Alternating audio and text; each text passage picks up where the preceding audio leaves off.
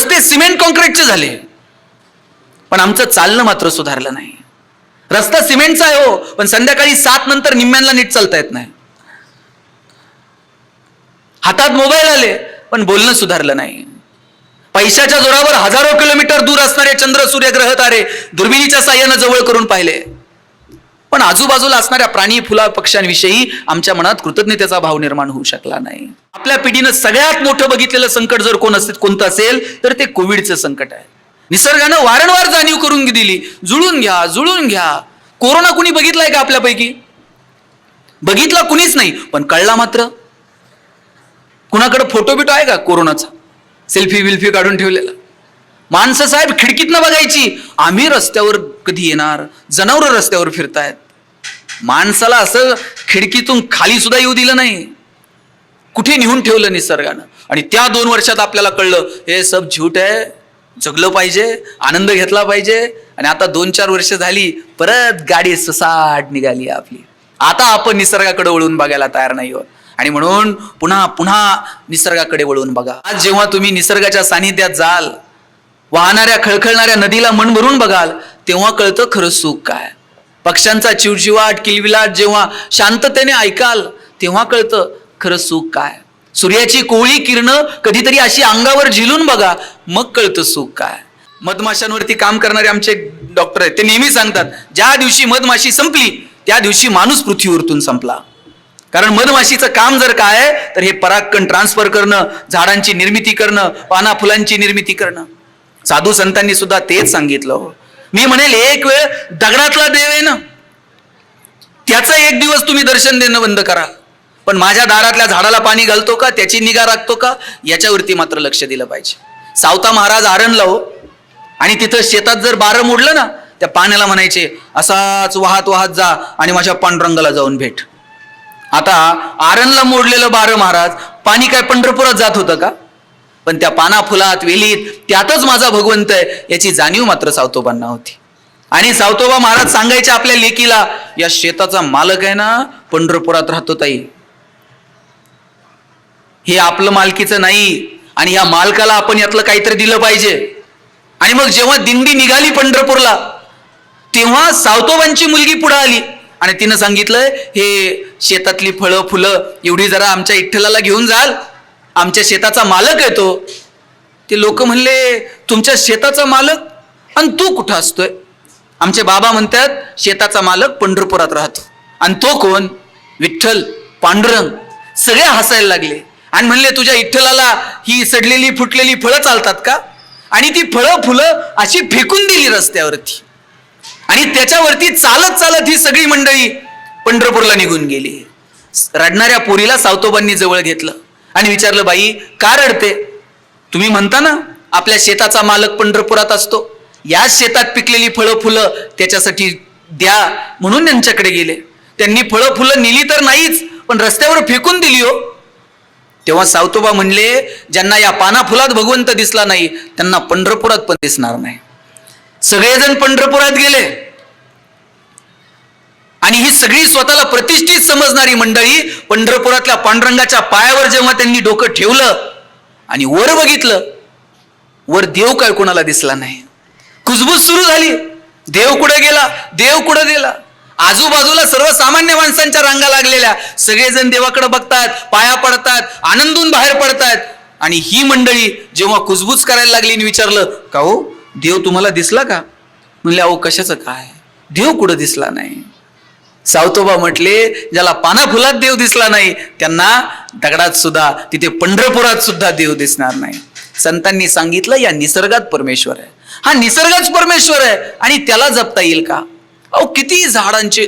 मी तर म्हणतो, देवानं जर कृतज्ञतेची यादी करायची ठरवली, परोपकार करणाऱ्या गोष्टींची यादी जर करायची ठरवली ना साहेब, त्यात पहिला नंबर झाडांचा लागेल. परोपकारी लोकांची जर यादी करायची ठरवली, परोपकारी निसर्गातल्या घटकांची यादी करायची ठरवली, तर त्यात पहिला नंबर झाडांचा लागेल. किती उपकार आहेत ते आपण शब्दात सुद्धा व्यक्त करू शकत नाहीत. आणि म्हणून झाडांच्या प्रती थोडंसं हळवं होता येईल का? झाडांच्या प्रती थोडीशी कृतज्ञता बाळगता येईल का? सुधा मूर्तींचं एक पुस्तक वाचनात आलं, त्यात त्यांनी लिहिलं होतं, मी ज्या घराच्या शेजारी राहायचे त्या घराच्या शेजारी एक प्राजक्ताचं झाड होतं आणि त्या प्राजक्ताच्या झाडाच्या शेजारी जी खिडकी होती त्या खिडकीत मी अभ्यासाला बसायचे आणि खिडकीतनं बाहेर हात घ्यायचे आणि त्या फांदीवरनं अलगद हात फिरवायचे. झाडांना बोलता येत नाही मित्रांनो, पण झाडांना भावना असतात. त्यांना आपले स्पर्श कळतात, त्यांना आपला संवाद कळतो. सुधामूर्ती लिहितात, मी त्या फांदीवरनं रोज हात फिरवायचे, त्या झाडासोबत बोलायचे, माझ्या आयुष्यातल्या गमती जमती सुख दुःख त्या झाडाला शेअर करायचे. आता झाडही माझ्याशी बोलायला लागलं होतं. मी बोलायला लागले का पानांची सळसळ ऐकायला यायची. मी आनंदी असले तर कधी कधी प्राजक्ताच्या फुलांचा सडा पडायचा. झाडही आता माझ्यासोबत संवाद साधत होतं. पण घर आमचं रेंटचं होतं, कधीतरी घर सोडायचंच होतं.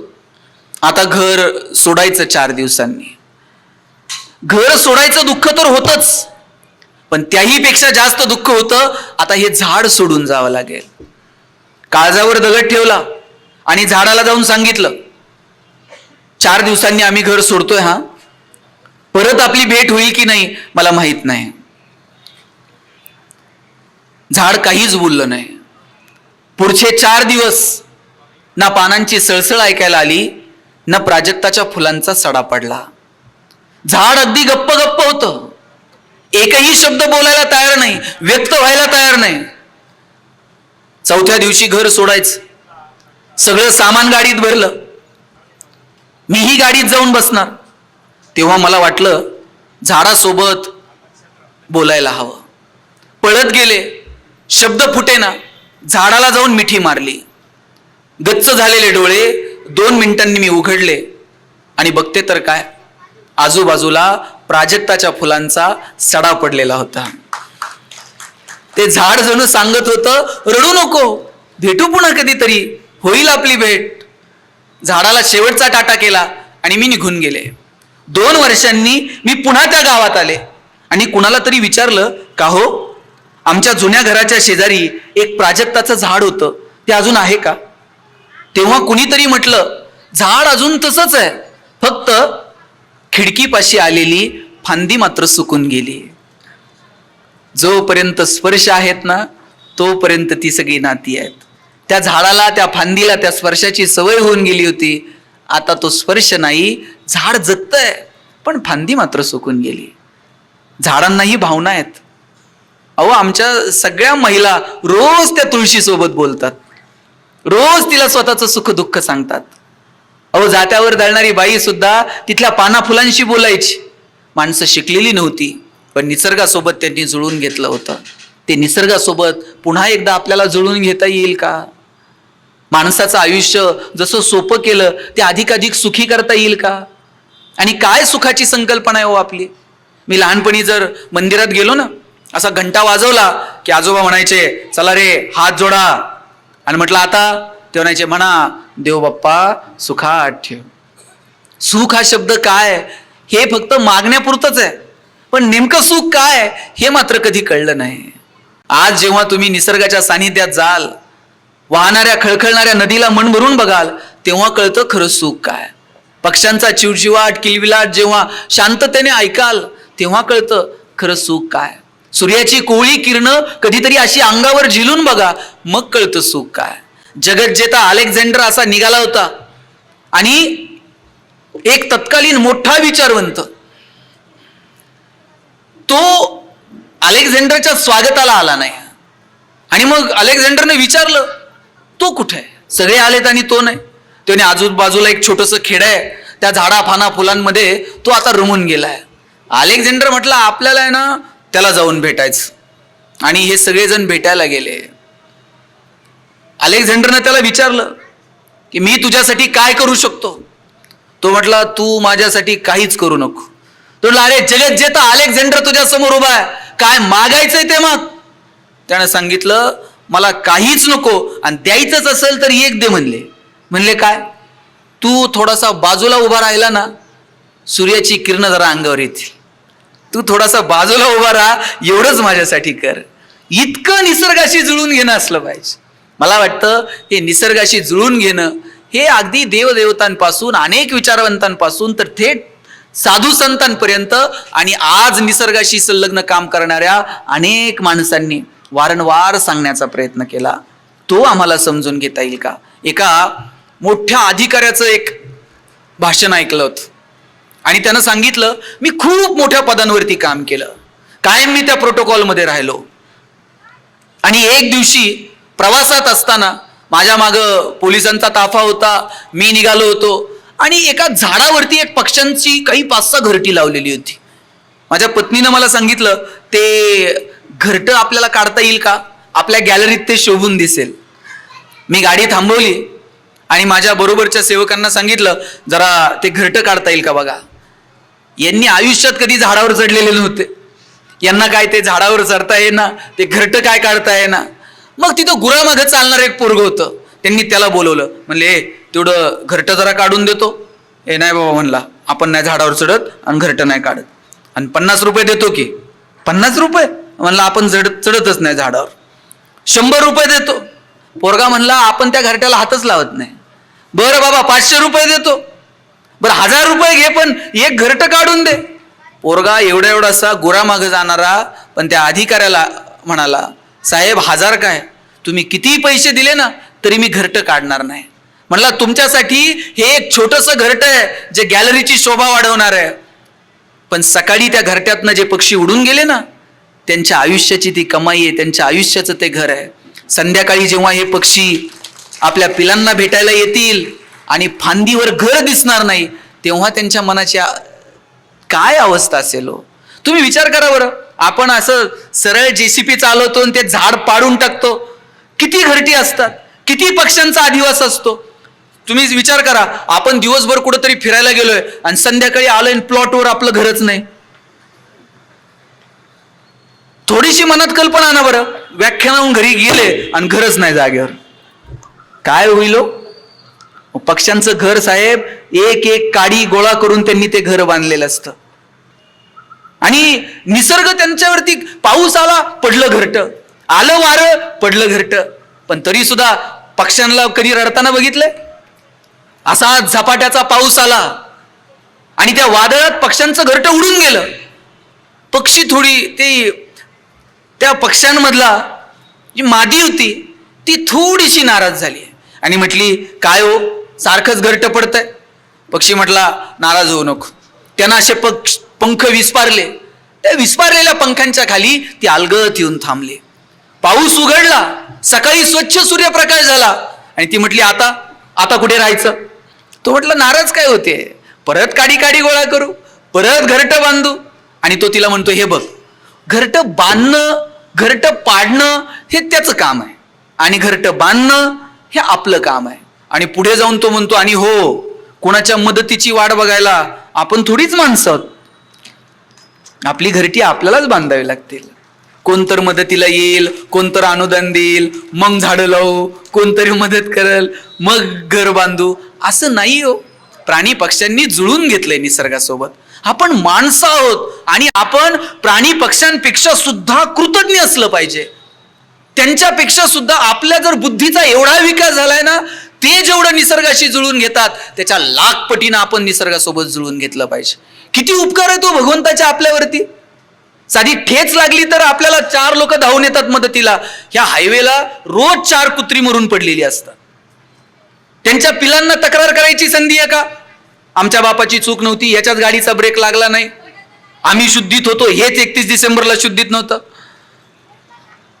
आमची केस घ्या, आमची तक्रार घ्या. काय अधिकार आहे तो? आपण जसं भाऊला नाचवतो तसे हे प्राणी पक्षी डोलतात. पण जर आपण त्यांच्या तावडीत सापडलो, मग मात्र निसर्ग आपल्याला सुट्टी देत नाही. आणि आपल्या पिढीनं सगळ्यात मोठं बघितलेलं संकट जर कोणतं असेल तर ते कोविडचं संकट आहे. निसर्गानं वारंवार जाणीव करून दिली, जुळून घ्या, जुळून घ्या. कोरोना कुणी बघितलाय का आपल्यापैकी? बघितला कुणीच नाही, पण कळला मात्र. कुणाकडे फोटो बिटो आहे का कोरोनाचा? सेल्फी विल्फी काढून ठेवलेला. माणसं साहेब खिडकीतनं बघायची, आम्ही रस्त्यावर कधी येणार, जनावर रस्त्यावर फिरतायत. माणसाला असं खिडकीतून खाली सुद्धा येऊ दिलं नाही. कुठे नेऊन ठेवलं निसर्गानं. आणि त्या 2 वर्षात आपल्याला कळलं हे सब झूट आहे, जगलं पाहिजे, आनंद घेतला पाहिजे. आणि आता 2-4 वर्ष झाली, परत गाडी सुसाट निघाली आपली. आता आपण निसर्गाकडे वळून बघायला तयार नाही आहोत. आणि म्हणून पुन्हा पुन्हा निसर्गाकडे वळून बघा. 15 ऑगस्ट 1947 भारत स्वतंत्र झाला. 50 गणराज्यांची स्थापना झाली. 56 राज्यांची विभागणी झाली. 62 आपल्यावरती आक्रमण झालं. 69 बँकांचं राष्ट्रीयकरण झालं. 72 घाशीराम कोतवाल नाटक आलं. 75 शोले चित्रपट आला. 79 मुलींच्या शिक्षणाविषयी धोरणं आखली. 82 पृथ्वी क्षेपणास्त्राचा विकास झाला. 84 मारुती उद्योग समूहानं जगाच्या बाजारपेठेतून भारताचं नाव केलं. 89 18 वर्षाच्या तरुणाला राजकारणात येता येईल का याच्यासाठी प्रयत्न झाले. 91-93 आम्ही व्यापारीकरण स्वीकारलं. 95 आम्ही गॅट करार स्वीकारला. 2000 पर्यंत कम्प्युटरच्या बाबतीत भारत जगाचा बाप झाला. 2005 पर्यंत आमच्या हातात माहितीचा अधिकार आला. 2007 महाराष्ट्राची प्रतिभा दिल्लीच्या तख्तावर जाऊन पोहोचली. 2008-2009 पर्यंत प्रत्येकाच्या दारात नॅनो येईल का याची स्वप्न माणसं बघायला लागली. 2015-16 पर्यंत प्रत्येकाच्या हातात एक नाही 2 मोबाईल आले. 2024 आहोत, आता यान मंगळावर जाईल का याचा विचार माणसं करायला लागली. किती कमालीची प्रगती केली. एकीकडे भौतिकदृष्ट्या आम्ही प्रचंड प्रगती केली. रस्ते सिमेंट कॉन्क्रीटचे झाले, पण आमचं चालणं मात्र सुधारलं नाही. रस्ता सिमेंटचा आहे हो, पण संध्याकाळी 7 नंतर निम्म्यांना नीट चालता येत नाही. हातात मोबाईल आले, पण बोलणं सुधारलं नाही. पैशाच्या जोरावर हजारो किलोमीटर दूर असणारे चंद्र, सूर्य, ग्रह, तारे दुर्बिणीच्या साह्यानं जवळ करून पाहिले, पण आजूबाजूला असणाऱ्या प्राणी, फुला, पक्ष्यांविषयी आमच्या मनात कृतज्ञतेचा भाव निर्माण होऊ शकला नाही. आम्ही कोणत्या प्रगतीच्या गप्पा मारत आहोत? आम्हाला जर प्रगती साधायची असेल तर ती निसर्गासोबत जुळून असली पाहिजे. भूतानसारखा देश आहे आपल्या शेजारी. सगळं जग डोळे विस्फारून सांगत होतं आम्ही एवढी प्रगती केली, तेवढी प्रगती केली. समाधानाचा निर्देशांक जाहीर केला आणि भूताननं सांगितलं आम्ही जगात सगळ्यात समाधानी आहोत. समाधान ही गोष्ट अशी आहे, किंबहुना सोय जीवात्मयाचे लाहे तेथ जे होय तया नाम सुख. केवळ आणि केवळ इन्फ्रास्ट्रक्चर सुधारलं म्हणजे आम्ही सुखी होणार नाही. ती आमच्या अंतर्मनाची कॅरेक्टरिस्टिक आहे. आणि ती नाळ जर आमची जोडायची असेल तर त्याच्यासाठी निसर्गासोबत जुळून घ्यावं लागेल. आणि म्हणून येणाऱ्या काळामध्ये आपण निसर्गासोबत जुळून घ्याल, निसर्गासोबत कृतज्ञतेनं व्यवहार कराल, अशी अपेक्षा या निमित्तानं मला व्यक्त करायची. इथं बसलेल्या सगळ्या महिलांना, सगळ्यांना एक विनंती करायची, आपण थोडे थोडे प्रयोग बदलूयात. त्या वटसावित्रीच्या पौर्णिमेला आपण काय करतो? वडाला दोरा गुंडाळतो. आणि काय म्हणतात त्या वडाला? खरं खरं सांग, किती जन्म? किती ताई? 7. पूर्वीच्या बायका म्हणायच्या जन्मोन जन्मी. आता आमची व्हॅलिडिटी कमी होत झाली, आता ती 7 जन्मापर्यंत आली आहे. ते दोरा गुंडाळायचं तर गुंडाळा, नाही तर काय करायचं ते करा. त्या दिवशी एक वडाचं झाड लावता येईल का? ते वाढवता येईल का? अहो वड बघायला मिळेल ना साहेब. इकडं अजून देऊ बिऊ जरा बरं आहे तुम्ही लावायला, तिकडं झालं रा हिंजवडी वडच नाही. फांदी विकत आणावं लागते, गुंडाळावं लागतंय दोरा. मागच्या वटपौर्णिमेला एका बाईनं ते वहीवर वडाचं चित्र काढलं आणि वहीला दोरा गुंडाळला होता. आणि वडाला जाताना ते तांब्या बिंब्या आता तसलं नाही राहिलं, बिस्लेरीची बाटली असती आणि डायरेक्ट बाटलीने ते वडाला पाणी. तांब्यान फुलपात्र आज खूप दिवसांनी बघितलं साहेब मी. नाहीतर आता कार्यक्रमांमध्ये तांब्या फुलपात्र पण राहिलेलं नाही, ते फक्त सुपारीन साखरपुड्यात राहिलंय.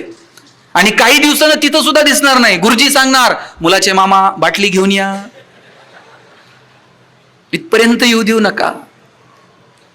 तुम्ही संक्रांत करता की नाही? काय करता संक्रांतीला? हळदी कुंकू. रथसप्तमीपर्यंत चालतंय. हिनं तिच्याकडे जायचं, तिनं हिच्याकडे यायचं. हिने तिला 4 आण्याचा कंगवा द्यायचा, तिने तिला 8 आण्याची वाटी द्यायची.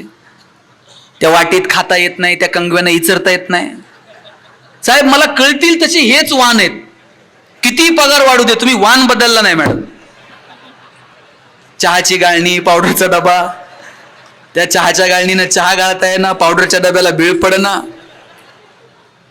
एवढी एवढीशी शॅम्पूची पुडी. ह्या संक्रांतीला वाण बदलायचा. काय देणार वाणात? आणि ते लावायचं आणि वाढवायचं. एवढं जरी छोटे छोटे बदल केले ना तरी जगणं समृद्ध होऊन जाईल. छोट्या छोट्या बदलांनी आपल्याला पुढे जाता येईल का? आपल्या आपल्या आरोग्याची काळजी घ्या. अरे आपल्याकडे आयुर्वेद आहे. प्रत्येक वनस्पतीचं प्रत्येक झाडाचं काही ना काही वेगळं महत्व आहे. ते महत्व समजावून घेता येईल का? येणाऱ्या पिढ्यांना ते समजावून सांगता येईल का? अहो जोपर्यंत झाड समोर असतं ना तोपर्यंत त्याची किंमत कळत नाही, पण तेव्हा ते झाड उन्मळून पडतं आणि ती जागा अशी सुनी सुनी वाटते ना तेव्हा ते झाड आठवत राहतं. आम्ही गावाकडे जायचो ना, गावाकडं झाडं ठरलेली होती साहेब, त्या फांदीला झोका बांधायचा आणि दरवर्षी त्या फांदीला प्रत्येकाची फांदी सुद्धा ठरलेली होती, याच फांदीला आमचा झोका असणार. पैसे नव्हते हो, आनंद मात्र भरभरून होता. गावाकडे गेलं असे गुडघे टेकून नदीला पाणी प्यायचं. बोराच्या सीझनमध्ये बोरं, जांभळाच्या सीझनमध्ये जांभळं, आंब्याच्या सीझनमध्ये सगळ्यांचे शर्ट भरलेले, जांभळाच्या सीझनमध्ये 2-4 जणांचे तरी हात गळ्यात. मजा होती. पैसे नव्हते, आनंद मात्र भरभरून होता.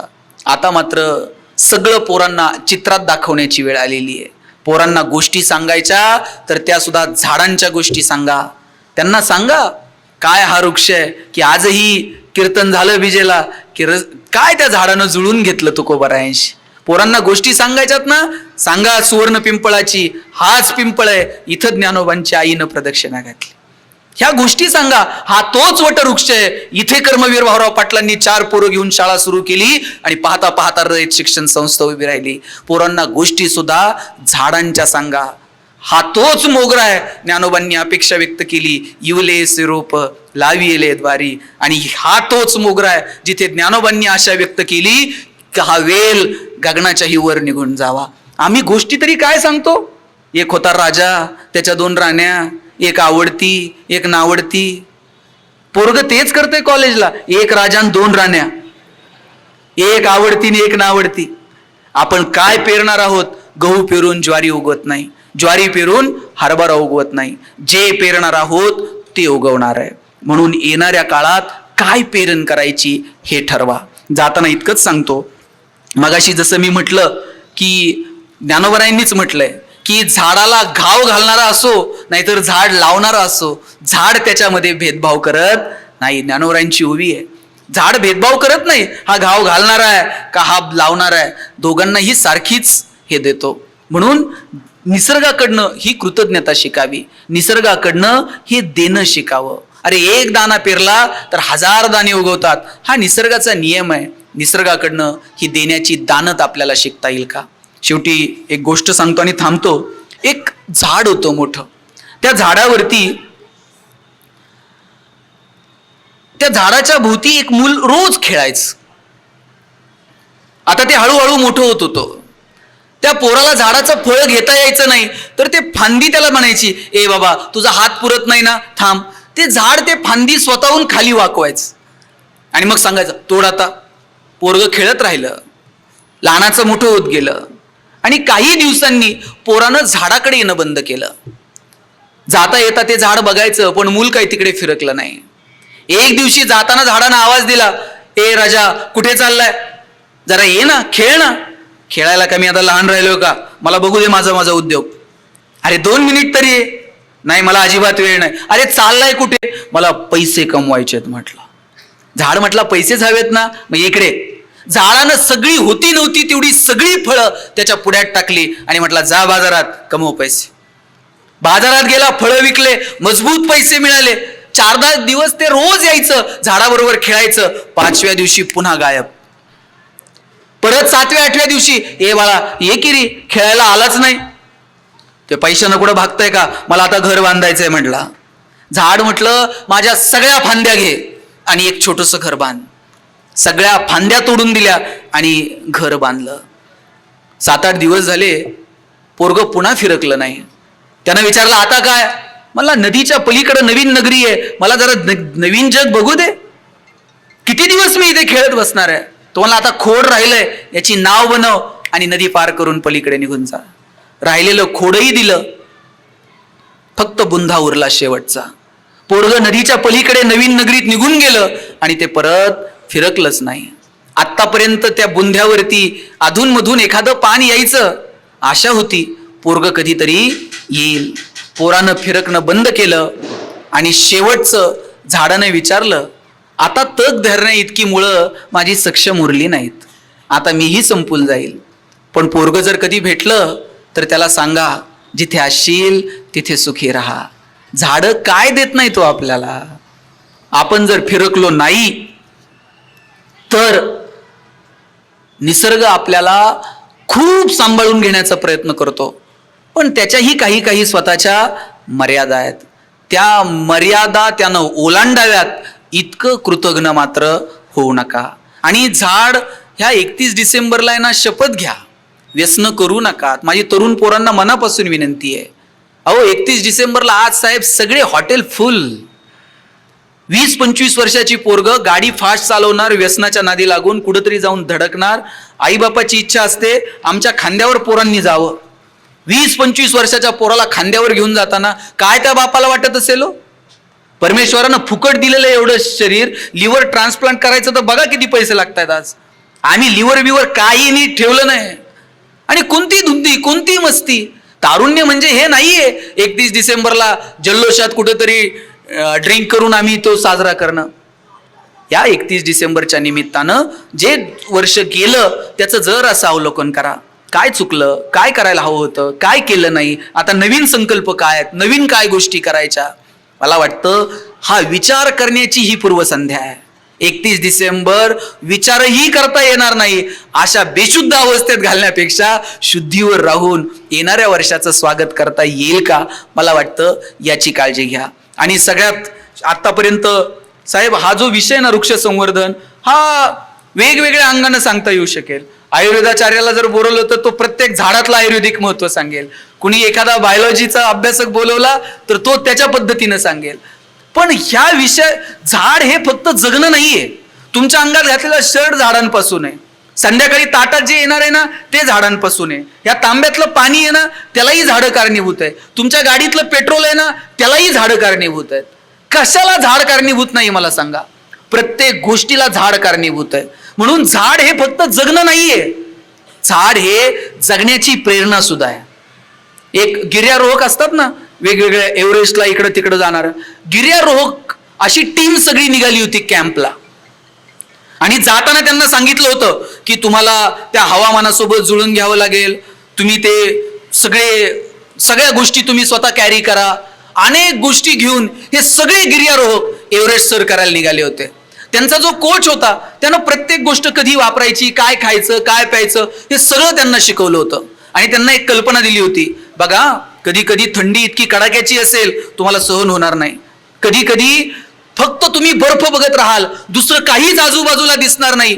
अशा वेळेस फक्त शरीरावर नाही तुमच्या मनावर सुद्धा परिणाम होऊ शकतो आणि तुम्ही मानसिक दृष्ट्या खचू शकता. या सगळ्यातून तावून सुलाखून तुम्हाला एव्हरेस्ट सर करायचंय आणि परत मागे फिरायचं.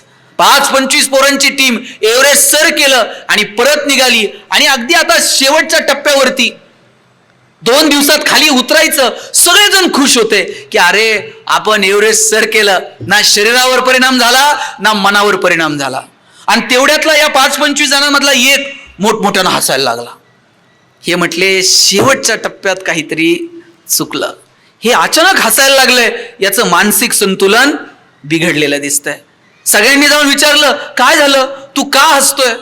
तेव्हा त्यानं पुढे असा हात केला आणि बघतो तर काय, सगळीकडे बर्फ आणि त्या बर्फातून एक हिरवगार रूप वरती डोकं काढून पाहत होतं. तेव्हा तो म्हणतो, अरे आपल्यासोबत तर साधनं होती, आपल्यासोबत मार्गदर्शन करणारे कोच होते, आणि तरी सुद्धा आपण हे एव्हरेस्ट सर केलं याचा अभिमान आपल्याला आपण बाळगत होतो. या झाडाला सांगायला कोण आहे, आजूबाजूला मदतीला कोण आहे? पण या एवढ्या सुद्धा बर्फाच्छादित प्रदेशातून त्यानं वरती डोकं काढलंच. आणि त्या जगण्याची जी त्याची इच्छा शक्ती आहे ना, झाड फक्त जीवन नाही तर झाड जगण्याची प्रेरणा आहे, हा विचार घ्या आणि काम करत राहा, एवढीच अपेक्षा बाळगतो. झाड लावा, वाढवा, टिकवा आणि वृक्षारोपण याच्या पलीकडे जाऊन वृक्ष संवर्धन यासाठी तुम्ही काम कराल अशी अपेक्षा बाळगतो आणि थांबतो. जय हिंद, जय महाराष्ट्र.